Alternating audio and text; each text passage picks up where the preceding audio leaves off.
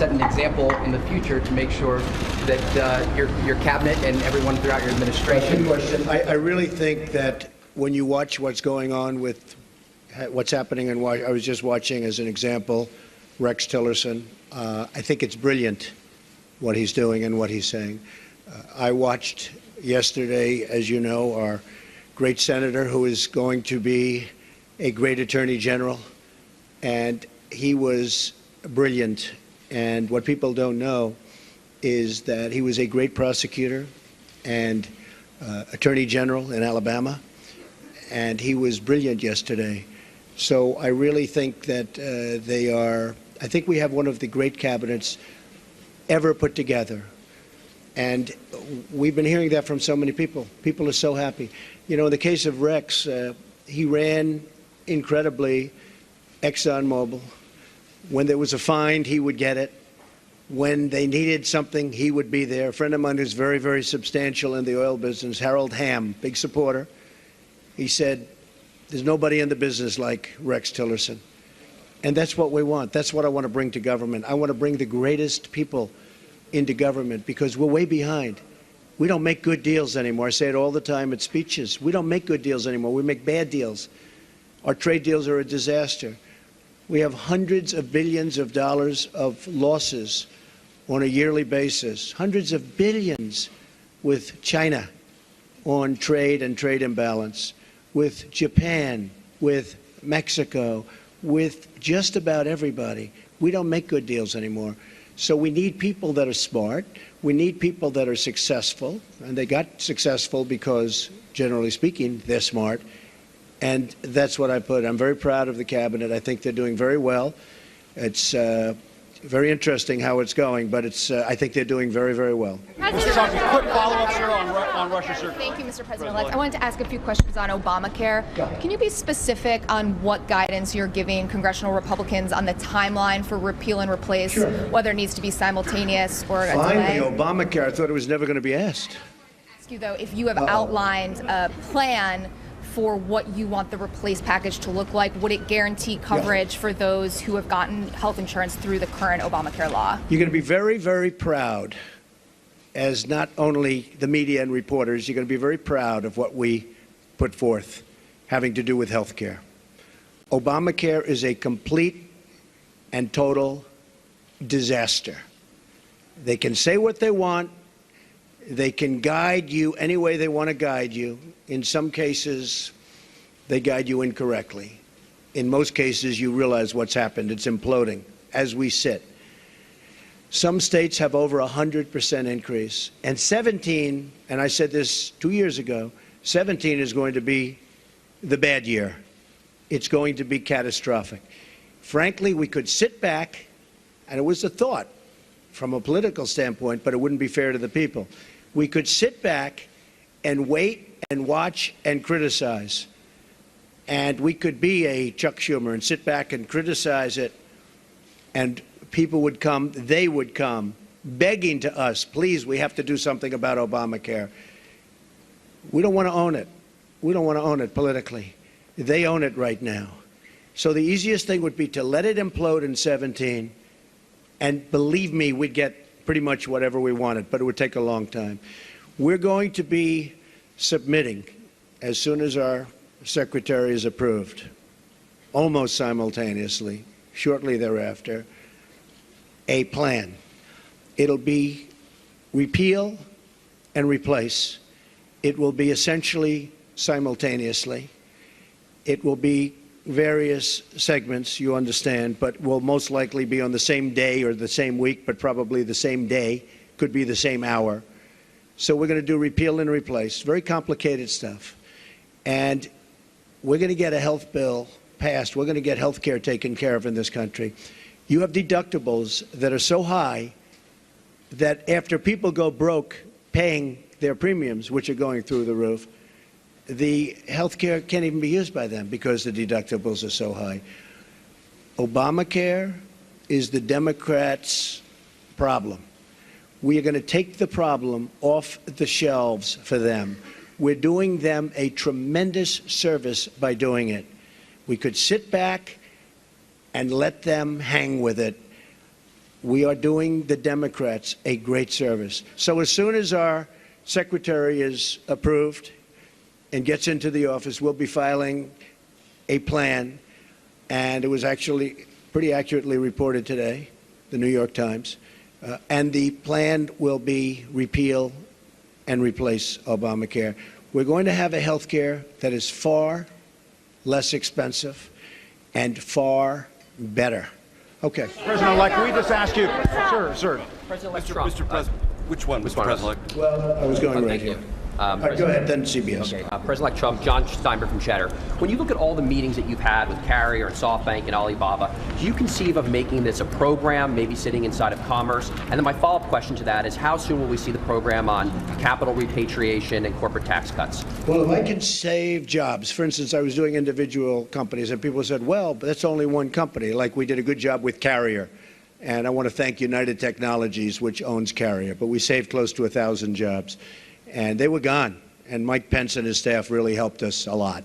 But that was a tough one because they announced a year and a half before that they were leaving. So it's always tough when they're building a plant. It's a little tougher than before they start or before they make an announcement. So I want to thank United Technologies. But we've been meeting with a lot of companies. But what really is happening is the word is now out that when you want to move your plant to Mexico or some other place, and you want to fire all of your workers from Michigan and Ohio and all these places that I won for good reason, it's not going to happen that way anymore. You want to move your plant, and you think, as an example, you're going to build that plant in Mexico, and you're going to make your air conditioners or your cars or whatever you're making, and you're going to sell it through what will be a very, very strong border. Not a weak border like it is now. We don't even have a border. It's an open sieve. But you're going to sell through a very strong border. Not going to happen. You're going to pay a very large border tax. So if you want to move to another country, and if you want to fire all of our great American workers that got you there in the first place, you can move from Michigan to Tennessee and to North Carolina and South Carolina. You can move from South Carolina back to Michigan. You can do anywhere. You got a lot of states at play, a lot of competition. So it's not like, oh, gee, I'm taking the competition. We got a lot of places you can move. And I don't care, as long as it's within the United States, the borders of the United States. There will be a major border tax on these companies that are leaving and getting away with murder. And if our politicians had what it takes, they would have done this years ago, and you'd have millions more workers right now in the United States that are 96 million really wanting a job and they can't get. You know that story, the real number. That's the real number. So that's the way it is. Okay, go ahead. President-elect, I have a question about the Supreme Court and the border Yes. security, but I also want you to ask you about something you said on Twitter this morning. Are we living in Nazi Germany? What were you driving at there? Do you have a problem with the intelligence community? And on the Supreme Court, what's your timeline? You said a while ago you were down to 4. Have you conducted those interviews yet? What's your timeline for nominating? And on the border fence, it now appears clear U.S. taxpayers will have to pay for it up front. What is your plan That's to not clear at all. get Okay, I got Mexico it. to pay for it? I got it. You have any more? On the fence. It's not a fence, it's a wall. You just misreported it. We're going to build a wall. I could wait about a year and a half until we finish our negotiations with Mexico, which will start immediately after we get to office, but I don't want to wait. Mike Pence is leading an effort to get final approvals through various agencies and through Congress for the wall to begin. I don't feel like waiting a year or a year and a half. We're going to start building. Mexico, in some form, and there are many different forms, will reimburse us, and they will reimburse us for the cost of the wall. That will happen, whether it's a tax or whether it's a payment, probably less likely that it's a payment, but it will happen. So remember this, okay? I would say we are going to build a wall, and people would go crazy. I would then say, who's going to pay for the wall? And people would all scream out, 25, 30,000 people, because nobody's ever had crowds like Trump has had. You know that. You don't like to report that, but that's okay. Okay, now he agrees. Finally, he agrees. But I say, who's going to pay for the wall? And they will scream out, Mexico. Now, reports went out last week, oh, Mexico's not going to pay for the wall because of a reimbursement. What's the difference? I want to get the wall started. I don't want to wait a year and a half until I make my deal with Mexico. So, and we probably will have a deal sooner than that. And by the way, Mexico has been so nice, so nice. I respect the government of Mexico. I respect the people of Mexico. I love the people of Mexico. I have many people from Mexico working for me. They're phenomenal people. The government of Mexico is terrific. I don't blame them for what's happened. I don't blame them for taking advantage of the United States. I wish our politicians were so smart. Mexico has taken advantage of the United States. I don't blame the representatives and various presidents, etc., of Mexico.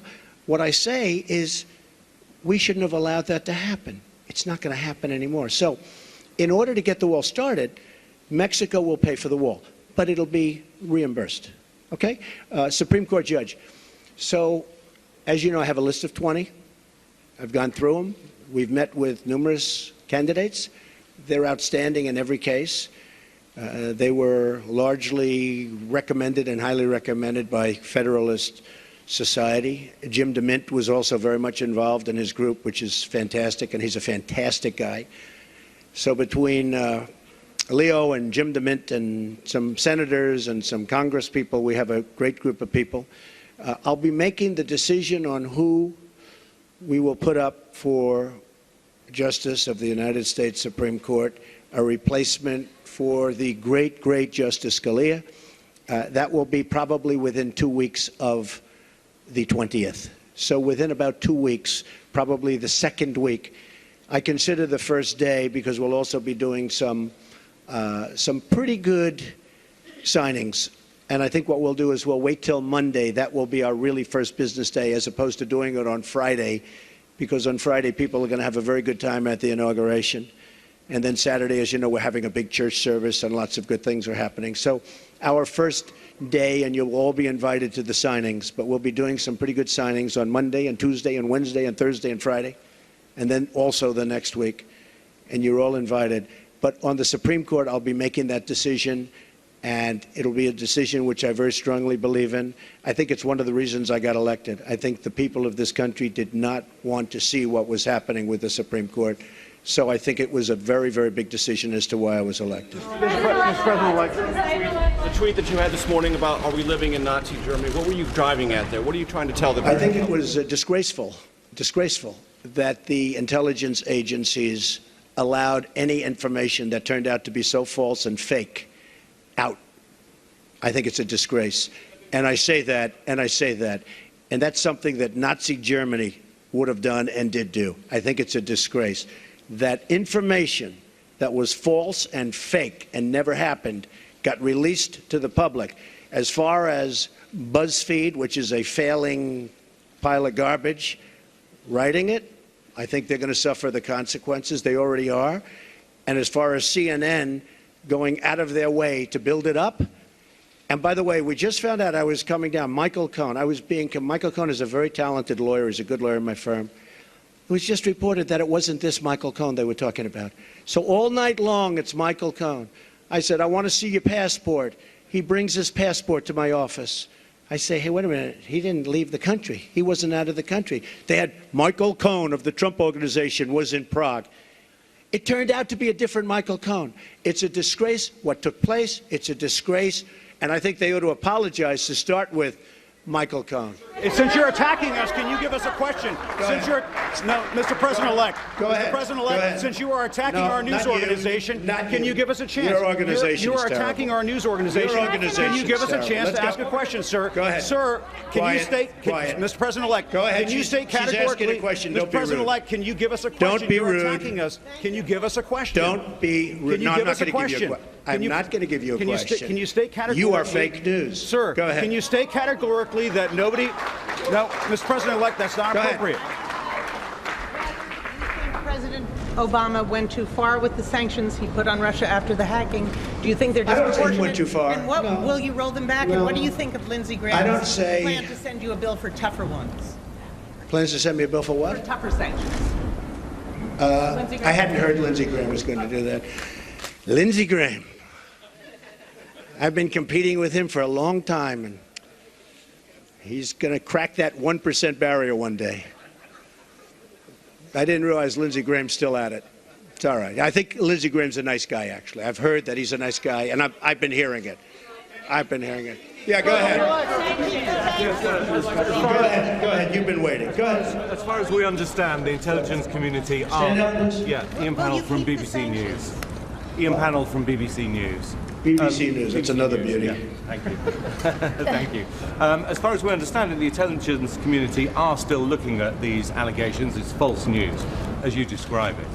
If they come back with any kind of conclusion that any of it stands up, that any of it is true, will you consider your position? Would you think there's nothing they can come back with? Can you This decision to publish fake news and all the problems that we've seen throughout the media over the course of the election, what reforms do you recommend for this industry here? Well, I don't recommend reforms. I recommend people that are that have some moral compass. I've been hearing more and more about a thing called fake news, and they're talking about people that go and say all sorts of things. But I will tell you, some of the media outlets that I deal with are fake news, more so than anybody. I could name them, but I won't bother. But you have few sitting right in front of us. So they're very, very dishonest people. But I think it's just something we're going to have to live with. I guess the advantage I have is that I can speak back. When it happens to somebody that doesn't have that kind of a megaphone, they can't speak back. It's a very sad thing. I've seen people destroyed.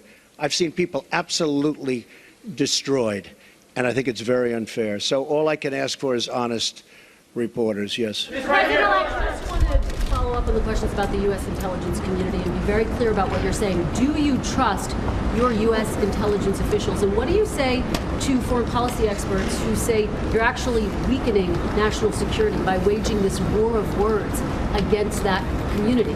Intelligence agencies are vital and very, very important. We are going to be putting in, as you know, Mr. Pompeo and others, the Senator, Dan Coats. We're going to be putting in some outstanding people. Within 90 days, they're going to be coming back to me with a major report on hacking. I want them to cover this situation. I also want them, however, to cover, maybe most importantly, because we're hacked by everybody. The United States, our government, out of a list of 17 in terms of industries, is the worst. It's number 17 in terms of protection. If you look at the retail industry, if you look at the banking industry, various industries, out of 17 industries, they put this in the category of an industry, the United States is last in terms of protecting, let's say, hacking defense. Like we had a great hacking defense at the Republican National Committee. That's why we weren't hacked. By the way, we were told they were trying to hack us, but they weren't able to hack. And I think I get some credit because I told Reince, and Reince did a phenomenal job, but I said, I want strong hacking defense. The Democratic National Committee didn't do that. Maybe that's why the country runs so badly that way. But I will tell you, wait, let me finish. Within 90 days, we will be coming up with a major report on hacking defense. How do we stop this new phenomena, fairly new phenomena? Because the United States is hacked by everybody.